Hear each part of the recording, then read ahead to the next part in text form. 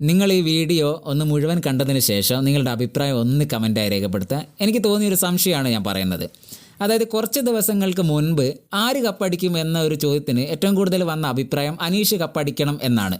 അനീഷ് കപ്പടിക്കും എന്നൊക്കെയായിരുന്നു. പക്ഷേ ഇപ്പോൾ നേരെ തിരിഞ്ഞിരിക്കുകയാണ്.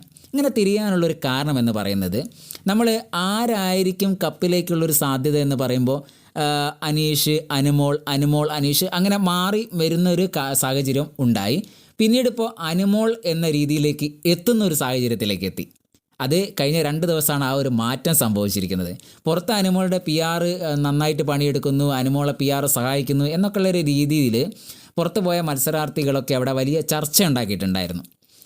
അനുമോളിലേക്ക് ഈ ഒരു സാധ്യത, കപ്പിനുള്ള സീസൺ 7 കപ്പിനുള്ള സാധ്യത അനീഷിൽ നിന്ന് നേരെ തിരിഞ്ഞത് എന്താണെന്ന് പറഞ്ഞാൽ, അവിടെ പുറത്തു പോയ മത്സരാർത്ഥികളുടെ ഒരു റീ എൻട്രി ഉണ്ടായിരുന്നു കഴിഞ്ഞ ദിവസം.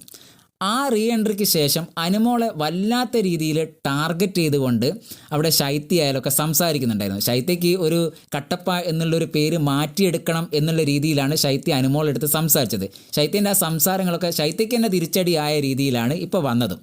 അവിടെ അനുമോൾ ഒരു നമ്പർ എഴുതി നൂറയ്ക്ക് കൊടുത്തു. നൂറ അത് നൂറ സംസാരിച്ചു. അത് അനുമോളുടെ PR നമ്പറാണ്. പുറത്തിറങ്ങിയാൽ അക്ബറിനെ എതിരെ PR പ്രവർത്തിക്കണം എന്ന രീതിയിൽ ആദില പറഞ്ഞു. എന്നാൽ ഇത് തെളിഞ്ഞു.